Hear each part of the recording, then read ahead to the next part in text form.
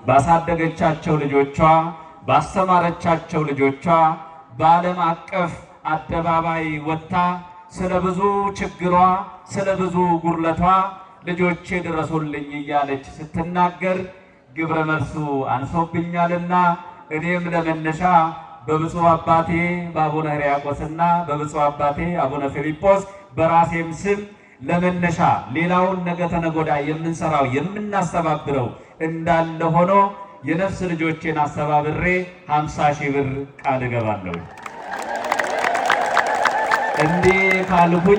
እንዲህ ካልኩኝ ምናልባት እስክሪብቶና ወረቀት በኪሳችሁ የሌላችሁ ውድ ኢትዮጵያውያን የላችሁም። እቺ ቦታ የሁሉ ነገር መነሻ ናት። ቅድም ተነግሯል፣ ተገልጧል። ለምን በዓታ ቤተክርስቲያን ብቻ አይደለችም። በዓታ ሀገር ነች። በዓታ ታሪክ ነች። በዓታ ሊቃውንቱ የሚወለዱባት አይምሯቸውን የሚያስፋፉባት አስፋፍተው ለእናት ኦርቶዶክስ ተዋሕዶ ቤተክርስቲያን የሚደርሱላት መነሻ ስለሆነች በዓታ ትለያለች። አድባራትና ገዳማትን እያነጻችሁ እየሰራችሁ ነው። ይሄ ደግሞ የጋራ ታሪካችን ነው። የጋራ መነሻችን ነው።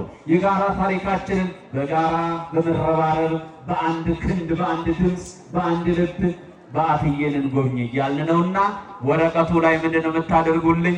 የምትችሉትን በአይነት ማለት ነው። ብትፈልጉ በብር ብትፈልጉ በአይነት ማለት ነጋዴዎች እዚህ ካላችሁ ፌሮ አከፋፋይ ብረት አከፋፋይ ካላችሁ ብረት፣ ሲሚንቶ አከፋፋይ ካላችሁ ሲሚንቶ፣ አሸዋ አከፋፋይ ካላችሁ አሸዋ፣ ጠጠር አከፋፋይ ካላችሁ ይሄን ያህል ቢያጆ፣ ይሄን ያህል ኩንታል፣ ይሄን ያህል ፌሮ ብረት ብላችሁ ወረቀት ላይ እየጻፋችሁ